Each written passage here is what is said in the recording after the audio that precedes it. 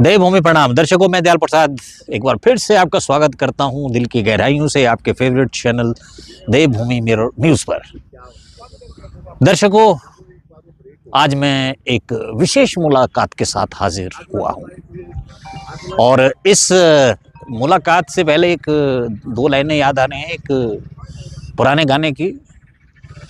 यूं ही कोई मिल गया था चलते चलते, सरे राह चलते चलते, यूं ही कोई मिल गया था। आज मैं खुशकिस्मत हूँ कि मुझे एक बहुत ख़ास व्यक्तित्व हैं वो अपने आप में, उनसे आज मुलाकात हुई और यही मुलाकात मैं आपसे करवाना चाहता हूँ। तो आइए स्वागत करते हैं सरबजीत सिंह बॉबी। नाम के मोहताज नहीं है, ना इनके बारे में कुछ ज़्यादा बखान करना चाहूँगा, हाँ, लेकिन इतना ज़रूर कहूँगा इनके बारे में कि ये बेला सरदार के नाम से वेला सरदार कहा जाता है इन्हें अपना कोई काम नहीं है। जब भी इन्हें फ़ोन करो तो कभी ये गाड़ी लेके किसी को अस्पताल छोड़ने जा रहे हैं, कभी कोई डेड बॉडी लेके जा रहे हैं, कभी लंगर जा रहे हैं, कभी इस तरह से ये बिजी रहते हैं। और बेले सरदार की उपाधि मिलना सच में शायद नोबेल पुरस्कार के आसपास की उपाधि है ये। तो आइए इनसे बातचीत करते हैं एक बार। पुनः बॉबी भाई, आपका स्वागत। धन्यवाद दयाल जी। और बॉबी भाई, सबसे पहले तो मैं बात करूंगा कि आपकी एजुकेशन शिमला की ही है। कौन से स्कूल से पढ़े हैं आप? मैं सेंट एडवर्ड स्कूल से। सेंट एडवर्ड से। तो अच्छा, ये जो आपको देखिए, क्योंकि एक चीज़ आपके बारे में बहुत अच्छी तरह से प्रचलित है कि आप रात को 1 बजे भी अगर एम्बुलेंस के लिए आपको फ़ोन करता है तो आप ड्राइवर को कॉल ना करके खुद जाते हैं। तो ये आपके अंदर जज्बा कैसे जागा? मैं 1998 से लेकर अभी तक डेड बॉडी वैन की सेवा कर रहा हूँ। जी जी जी। और जब ये सेवा शुरू की थी तो सेवा ही मैंने शाम को 5 बजे से लेकर सुबह 9 बजे तक की ली जी। तो जब सेवा ली है तो फ़ोन भी ऑन रखना और पूरी वॉल्यूम पे रखना है। और 2020 तक ये सेवा मैंने की, रात की सेवा की। आजकल दिन की सेवा करता हूँ क्योंकि ड्यू टू हेल्थ रीजंस जी जी, और फैमिली की वजह से, क्योंकि मेरा 2021 में किडनी ट्रांसप्लांट हुआ तो जी जी, काफ़ी उसके बीमार बाद है। मैंने ये सेवा दिन में करनी शुरू कर दी। जी जी, अभी भी सेवा करता हूँ, करते हैं। लेकिन 2014 के बाद लंगर की सेवाएं शुरू हो गई। तो हाँ, आप देखिए, बात करते हैं लंगर की सेवा आपने कब शुरू की थी आईजीएमसी वाली? 25 अक्टूबर 2014 को, और 11 साल उसके हम पूरे कर चुके हैं। अच्छा, देखिए दर्शकों, इसमें बहुत सारी राजनीतिक खेल भी इनके साथ अक्सर होते रहते हैं। एक बार तो यहाँ तक हुआ था कि आपकी बिजली पानी सब काट के सारा सामान बाहर रख दिया गया था। जी, उस वक्त मैं आईसीयू में था और मेरा तीसरा दिन था किडनी ट्रांसप्लांट का। जी। और हमारे लंगर का सारा सामान निकाल कर बाहर रख उसको खाली करने की एक नाजायज़ कोशिश की गई थी। जी। लेकिन जिन हज़ारों लोगों ने वहाँ लंगर खाया जी। वो हमारे साथ डटे रहे, मेरी टीम डटी रही और वो कुछ भी ना कर पाए।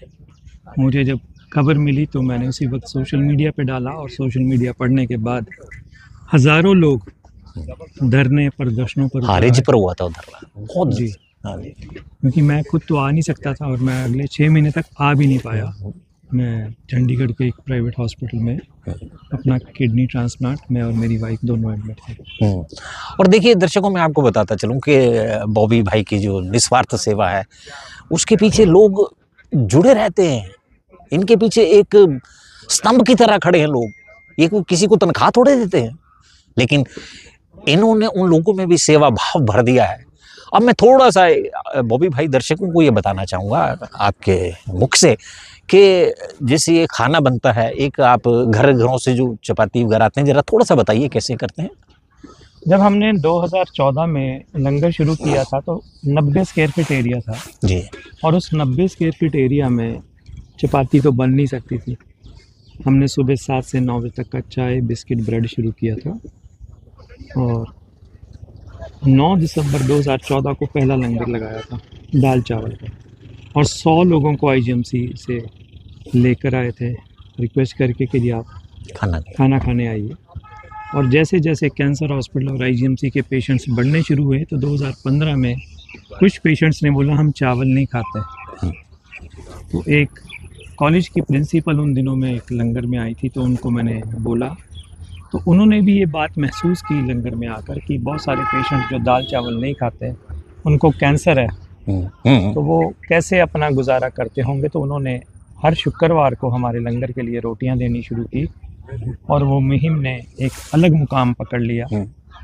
मैंने भी स्कूलों से संपर्क किया और जी। पहला स्कूल हमें शिमला का मशहूर तारा हॉल स्कूल मिला, जिसमें 1800 बच्चे थे। जी जी उनकी प्रिंसिपल को अपना कंसेप्ट समझाया और हफ्ते में 2 दिन उन्होंने चुन लिए और धीरे धीरे 35 स्कूल आज की डेट में हमें रोटियां देते हैं जी। और 1 लाख रोटी हर स्कूल से हमारे को हर हफ्ते आती है। 1 लाख रोटी एक हफ्ते में? जी। और वो सारा आप डिस्ट्रीब्यूट करते हैं? आजकल जो लंगर चल रहे हैं आपका IGMC जो PNH में और पिछले 2.5 महीनों से चमियाना में। अच्छा हाँ, चमियाना की भी बात करना चाहेंगे। दर्शकों, अभी क्या है कि बॉबी भाई का जो चमियाना का लंगर है वो जंगल ही में लग रहा है, जंगल में। क्योंकि इन्हें कोई स्थान नहीं दिया गया। अभी शायद हाई कोर्ट के ऑर्डर में, थोड़ा सा विस्तार से बताएं। हाई कोर्ट ने उसमें हमारे लिए ऑर्डर किया कि हमारे लंगर को एक जगह मुहैया करवाई जाए, जी क्योंकि चमियाना जो सुपर स्पेशलिटी हॉस्पिटल एम्स जिसको कहा जाता है, वो भी हाल ही में 1-1.5 साल पहले ही सुचारू रूप से चलना शुरू हुआ है ना। वहाँ पर अभी प्रॉपर लोगों का इलाज हो पा रहा है। तो हमें लगता था कि जब IGMC की 8 डिपार्टमेंट शिफ्ट कर दिए हैं तो वहाँ भी लोग होंगे जो शायद भूख से तड़प रहे होंगे या उनके पास खाने के पैसे नहीं होंगे। तो अपने 27 अक्टूबर 2025 को वहाँ पर एक लंगर लगा दिया जी। और दिन का लंगर शुरू किया था, फिर धीरे धीरे शाम का लंगर अब 1 जनवरी 2026 को शुरू किया। पूरे जंगल को हमने बिल्कुल पिकनिक स्पॉट बना दिया। अपना लंगर लेकर पहुंच जाते हैं और स्टूल लगाकर लोगों को बिठाकर खाना खिलाना शुरू कर दिया। और इसके अब तो हाई कोर्ट के ऑर्डर हो गए हैं तो शायद स्पेस मिल जाएगा। क्योंकि लेकिन आपके जज्बे को सलाम है कि देखिए आप फिर भी चाहे आपको जगह मिली चाहे ना मिली, चाहे ठंड है, बारिश है, धूप है, आपका लंगर अनवरत चलता है। इसके लिए तो सच में आप बधाई के पात्र हैं। और कुछ चीज़ें ऐसी भी होती हैं कि बहुत से लोग होते हैं जो टांगे खींचने वाले भी हैं। वो हर जगह होते हैं, लेकिन अगर आप अपना दृढ़ निश्चय कर लें और मानवता की सेवा पर उतर आएँ, जी, क्योंकि humanity is the biggest religion, जी, जो हमारी संस्था का मोटो है। जी, कोई जात नहीं, कोई धर्म नहीं। हम जो 35,000 बच्चों से रोटियां लेते हैं, उसमें बहुत सारे बच्चे शायद upper class, lower class, middle class के होते होंगे। जी, वो रोटियां जब लंगर में आती तो उनको खोलकर बांटने का काम होता है। जी, जी, जी, उन पे कोई ठप्पा नहीं लगा रहता। जी, किसकी तो बहुत बड़ी एक वो मिसाल है कि 35,000 बच्चे। आज के दौर में हमारे पास रोटी की मशीन भी है, जी, लेकिन फिर भी हम चाहते हैं कि रोटियां बच्चे ही दें।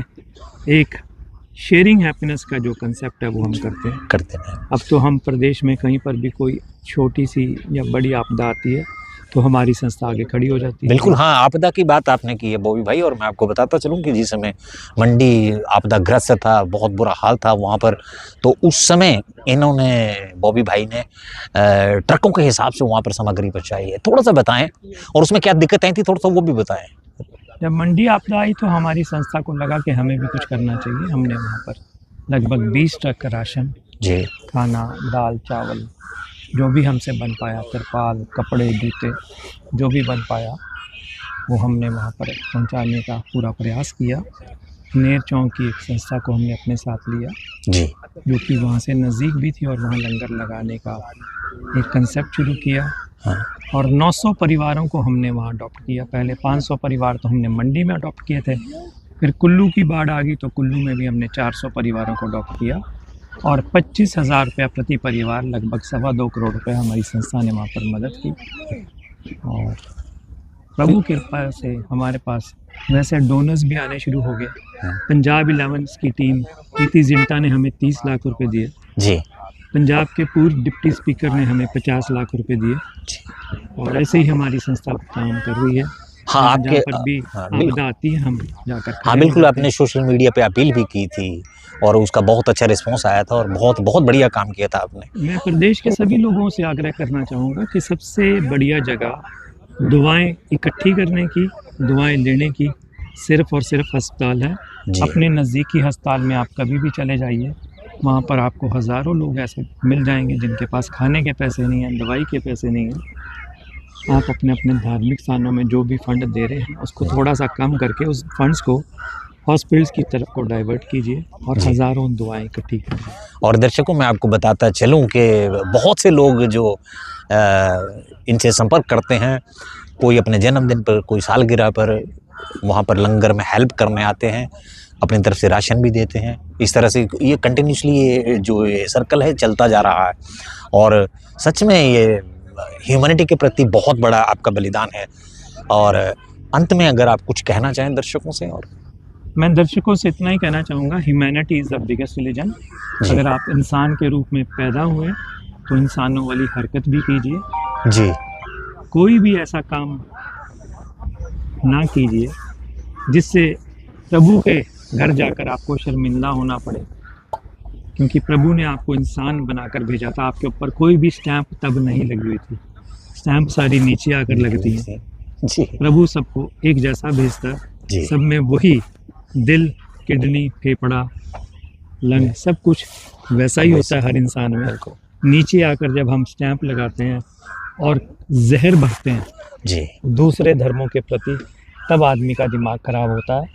इंसान के रूप में पैदा हुए तो इंसानों वाली हरकतें करें, दूसरे का दुख दर्द देखें, समझें, और कुछ कर सकते हैं तो करें, नहीं तो चुप रहें। धन्यवाद। बॉबी भाई, बहुत बहुत धन्यवाद आपका। और एक बार इस वेले सरदार को salute. Thank you so much, आपने वक्त दिया। तो दर्शकों, इन्हीं शब्दों के साथ मैं दयाल प्रसाद फिलहाल के लिए भी आपसे आगे चाहूँगा। आप सबका धन्यवाद, थैंक यू, शुक्रिया, देवभूमि प्रणाम एंड जय हिंद।